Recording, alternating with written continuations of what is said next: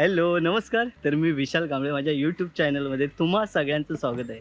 तर मी आज चाललो आहे, आजचा जो व्हिडिओ असणार आहे ना, तो स्पेशल असणार आहे. कारण मी आज चाललो आहे, आपला मित्र आहे त्याचे गणपती कारखाना आहे, गणपतीची चित्रशाळा आहे. तो स्वतः एक फाईन आर्ट आर्टिस्ट आहे. तर तो गणपतीसुद्धा त्याच्या घरी बनवतो. तर त्या कारखान्यामध्ये आपण त्याचा एक्सपिरियन्स जाणून घेणार आहोत. तो कशा मूर्त्या बनवतो, त्याचा काय अनुभव आहे, तो त्याच्या आज तिथे कारखान्यामध्ये आपण जाऊन बघणार आहोत. तर तो त्याच्या घरीच बनवतो. कारखाना म्हणजे त्याच्या घरीच आहेत त्यावेळेला सगळे गणपती जे असतं ते बनवतो. तर त्याच्या घरी आता आपण इथे पोचलो आहे. त्याचं घर मीडियावरती आहे. तर ते पाहू शकताय, हे त्याच्या घरी असलेले सगळ्या गणपतीचं कामसुद्धा चालू आहे. गणपतीचं या मूर्त्या आहेत, मूर्त्या तो स्वतः हाताने सुद्धा बनवतो. आणि इथे बघू शकता निखिलचं कामसुद्धा चालू आहे. आता या गणपतीची रेखणी चालू आहे. बघू आपण डीपली सुद्धा एक रेखणीचं फुटेज घेणार आहोत. आणि या अजून इकडे सगळ्या मूर्त्या आहेत. या किती मूर्त्या असतील निखिल? त्याने यावेळी यंदाच्या वर्षी त्याने टोटल 40 मूर्त्या बनवल्या आहेत. काही मातीच्या आहेत, काही प्लॅस्टर ऑफ पॅरिसच्या आहेत. तर या ज्या इथे सगळ्या मूर्त्या आहेत त्या काही प्लॅस्टर ऑफ पॅरिसच्या आहेत, तर काही मातीच्या आहेत, शाडू मातीच्या. मोस्टली मूर्त्या शाडू मातीच्या आहेत. आणि निखिलने ते काही मूर्ती स्वतःच्या हाताने बनवल्या आहेत. कारण तो स्वतः एक उत्तम चित्रकार आहे, फाईन आर्ट आर्टिस्ट आहे. असं खूप काही तो म्हणजे कलाकार, एक सुंदर कलाकार आहे. तर त्याच्या घरी या तो स्वतःच आवड म्हणून बनवतो. आणि इथे त्याच्या आता 40 मूर्त्या आहेत. आता ही काम चालू आहे. तो एकटाच बनवतो आणि हेल्पला काही त्याच्या घरातीलच मंडळी हेल्प करतात. त्याची बहीण किंवा अजून घरातील भाऊ वगैरे करतात. तर इकडे आपण पाहू शकतो, हा निखिलचा भाऊ आहे, काकांचा मुलगा आहे त्याच्या. तो सुद्धा म्हणजे चित्रकार आहे. तो आता शिकतो आहे, स्वतः कॉलेजला वगैरे जातो आणि इथे निखिलला या सगळ्या कामांमध्ये मदत करतो. तर बघूया आपण त्याच्याकडून जाणून घेऊया की त्याला इथे काम करताना काय वाटतं किंवा त्याच्या मनामध्ये काय आहे. काय सांगशील? अत्तर्व, याचं नाव अत्तर्व आहे. आता कसं माहिती आहे, मला कलर काढायला आवडतं. म्हणजे मी मारतो कलर. आता हळूहळू शिकतो आहे मी कलर करायला.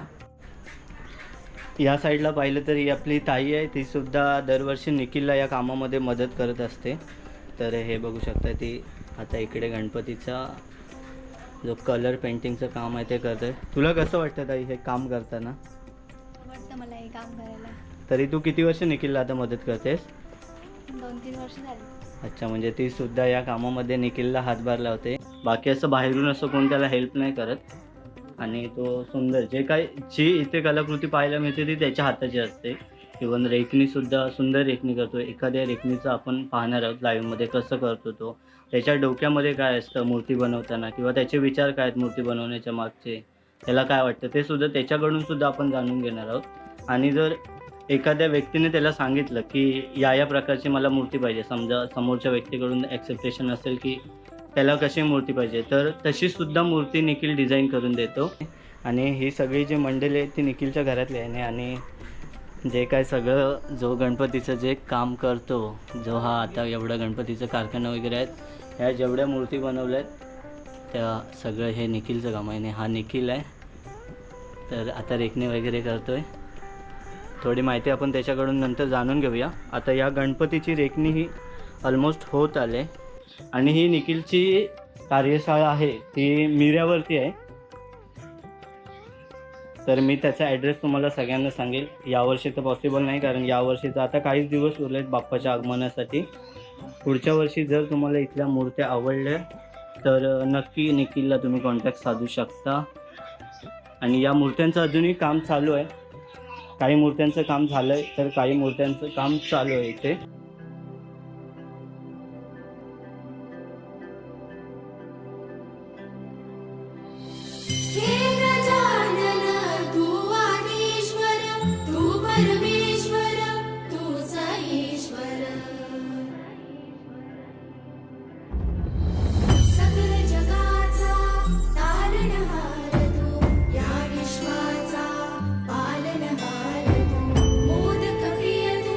मंगल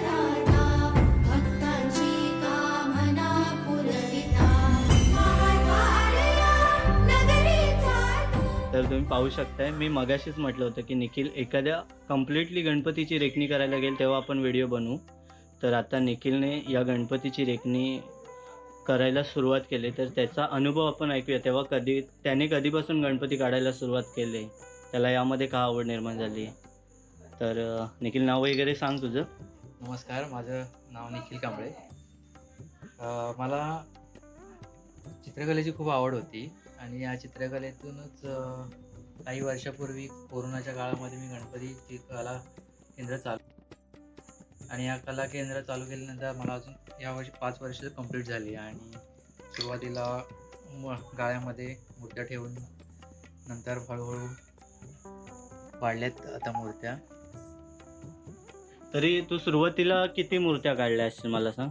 सुरुवातीला माझ्याकडे फक्त जास्तीत जास्त गाळ्यामध्ये मी 31 मूर्त्या ठेवायचो आणि तिथून अच्छा. मग लोकांना त्या आवडाव्या लागल्या आणि मग ऑर्डर्स द्यायला लागले लोक आणि त्याच्यामुळे नंतर मग माझ्याकडे आता 51 टोटल गणपती असतात.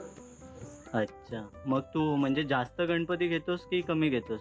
तुला काय वाटतं की जास्त गणपती घेतले तर तुला बरं पडतं की कमी पडतं? तुझा एक्सपिरियन्स काय? नाही, मी आता कसं आहे, सध्या तरी आर्ट टीचर म्हणून जॉब करतोय शाळेमध्ये आणि ते सांभाळून आपली कला जी आहे ती लोकांपर्यंत पोहोचण्यासाठी प्रयत्न करतोय. बरोबर. आणि मी जास्तीत जास्त मूर्त्या नाही घेत, कमीत कमी मूर्त्या घेऊन त्याच्यावरती जास्तीत जास्त लोकांपर्यंत काम कसं देता येईल त्याचा प्रयत्न करतोय. बरोबर. तू जेव्हा रेखणी करतोस ना, तेव्हा मला सांग, तुला म्हणजे काय वाटतं की गणपती कसा रेखणी असावी किंवा त्याच्याबद्दल तुझं काय मत आहे काय? प्रत्येक म्हणजे कलाकाराचं एक मत असतं किंवा त्याच्या डोक्यात एक पॉईंट ऑफ व्ह्यू असतो की गणपती बनवताना की असं झालं पाहिजे, समोरच्याला एक म्हणजे ध्येय असतं ना, असं वाटलं पाहिजे. बरोबर आहे. आणि प्रत्येक म्हणजे आता गणपतीची रेखणी करताना प्रत्येकाला वाटत असतं की आपला गणपती हा चांगलाच झाला पाहिजे आणि आपल्याकडे बघतोय आणि जसं की आपण आपलं मन भरून आलं पाहिजे. तर हे डोळे करताना त्याच्यामध्ये माझं पण एवढं जिवंतपणा कसा येईल याचा प्रयत्न मी करत असतो आणि ते लोकांपर्यंत कसं जाईल. बरोबर. आणि तू तुझ्या माइंडने वेगळ्या मूर्त्या बनवतोस का स्वतःच्या हाताने? म्हणजे ज्या की शाडू मातीच्या आपण ज्या रेडीमेड मूर्त्या असतात त्या पण बऱ्याच वेळ आपण आणतो ना. हो, आता कसं झालंय की शाडू मातीला जास्त प्राधान्य दिलं जात आहे. पीओपीपेक्षा शाडू माती ही कशी हा, ते दिलंच पाहिजे ना, कारण ते हो. पर्यावरणपूरक आहे. जर शाडू मातीचे आणले तर पर्यावरणपूरक आहे, हां. हां. म्हणून मी पर्यावरणपूरक सुद्धा अशा मूर्ती कागदाच्या लगद्यापासून किंवा आता शाडूच्या सुद्धा मूर्ती तयार करतो आणि जसं लोकांना लागतात की आम्हाला असंच बनवून पाहिजे तर त्या पद्धतीचं सुद्धा बनवून दिलं जातं. बरं, तू कागदाच्या लगद्यापासून पण मूर्ती बनवलेस हो, आहे? कागदाच्या लगद्यापासून. माहिती आता आपल्याला बघायला भेटेल का किंवा आहे का आपल्या कारखान्यात आता? आपल्याकडे आहेत तशा हलक्या फुलक्या मूर्त्या ओके. बघायला पण मिळेल आपल्याला. असेल तर दाखवायला सांग ना एखादी. मोठे आहेत काय? छोट्या आहेत. ओके. मोठ्या नाही बनवल्या, छोट्याच आहेत. बरोबर. नाही, पण तू दाखव असतील तर, म्हणजे आपण लोकांपर्यंत पण पोहोचतील ना, की कारण ते पर्यावरणपूरक असतात जेणेकरून. दाखवूया, आपण दाखवतो तुम्हाला. हां. आणि मला सांग अजून, म्हणजे प्लॅस्टर ऑफ पॅरिसच्या मूर्त्या असाव्यात की म्हणजे शाडू मातीच्या किंवा ज्या पर्यावरणपूरक मूर्त्या असतात ना त्या असायला पाहिजेत? पर्यावरणपूरकच असावे, कारण आपण नंतर तुम्ही बघता की समुद्र किनाऱ्याजवळ येतात आणि मग लाटांमध्ये तोडफोड झालेली असते मूर्त्यांची. ते बघताना पण खूप एवढं आम्ही आता 3-4 महिने प्रयत्न करत असतो या मूर्तीला घडवण्यासाठी आणि त्याच मूर्त्या अशा नंतर पाहताना खूप वाईट वाटतं. बरोबर. म्हणजे तुमचं पण उद्दिष्ट हेच असतं की प्लॅस्टर ऑफ पॅरिसच्या मोस्टली तुम्ही इग्नोरच करता. हो हो. आणि म्हणजे तुझ्याकडे मोस्टली ज्या म्हणजे गणपतीच्या मूर्ती असतात त्या एकतर शाडू मातीच्या किंवा म्हणजे आता लाल मातीच्या पण तुझ्याकडे मूर्त्या आहेत ना? हो, लाल मातीच्या सुद्धा. हां, म्हणजे तुमचं उद्दिष्ट हेच असतं की जेणेकरून पर्यावरणाला त्याची काही त्रास नाही होणार. हो.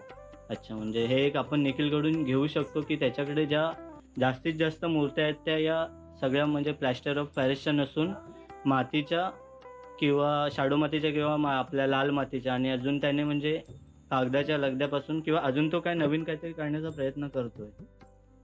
मग तू आता जर कुणाची रिक्वायरमेंट असेल की मला अशा स्वरूपाचा गणपती हवा तर तू हाताने तो बनवतोस? हो हो, मी बनवतो. अच्छा, म्हणजे एखादी मूर्ती असेल तर ती पण दाखव आम्हाला. तुम्ही पाहू शकता, हे बघा, कागदाच्या लगद्यापासून बनवलेली मूर्ती आहे आणि एकदम पर्यावरणपूरक, हलकी फुलकी आहे आणि जास्तीत जास्त त्याचं 1 किलो वजन असेल फक्त.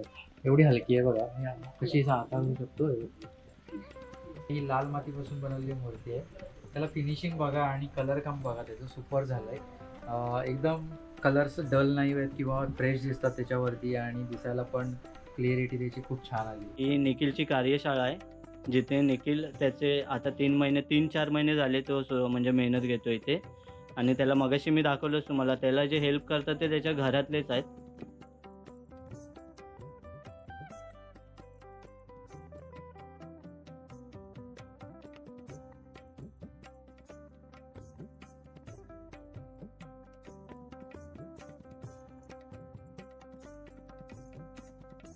त्याच्यानंतर या सगळ्या मूर्त्या निघणार आहेत इथून. तर जसं मुंबई किंवा आपण बघितलं ना बाहेरच्या ठिकाणी, म्हणजे शहराच्या ठिकाणी आपण बघतो की आकर्षक मूर्त्या असतात, त्या दर्जाचं इथे आपल्याला निखिल काम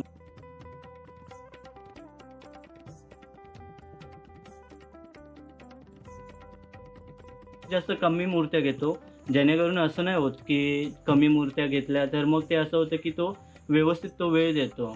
त्याच्यामुळे ते आपण त्याच्याकडून घेऊ शकतो. तो एक कला म्हणूनच प्रेझेंट करतो नेहमी. निखिल, तुझी ही कार्यशाळा जी आहे ती कुठे आहे? जरा ॲड्रेस वगैरे सांगशील? ही माझी कार्यशाळा भाटीमिऱ्यावरती आहे, भाटीमिरा रत्नागिरी. तुम्हाला आवडल्या मूर्त्या तर तुम्ही सुद्धा नक्की निखिलला कॉन्टॅक्ट करू शकता.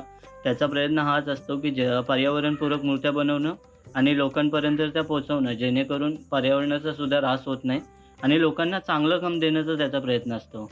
तर असा हा आजचा आपला निखिलच्या कार्यशाळेतला प्रवास होता. तर ही जर व्हिडिओ तुम्हाला आवडली तर नक्की लाईक, शेअर, सबस्क्राईब करा. आणि अजून पण आपण निखिल धोतर आणि फेटा बांधताना व्हिडिओ बनवणार आहोत. तो निखिल स्वतः बनवतो धोतर, आणि गणपतीला जे धोतर लावतो किंवा फेटा लावतो ते निखिल स्वतः लावतो. तर ते सुद्धा आपण व्हिडिओ टाकणार आहोत आपल्या चॅनलवरती, तर ती सुद्धा बघा. आधी ही व्हिडिओ बघा लवकरात लवकर आणि लाईक, शेअर, सबस्क्राईब करा आणि निखिलची कला ही सगळ्यांपर्यंत जास्तीत जास्त पोहोचवा. थँक्यू.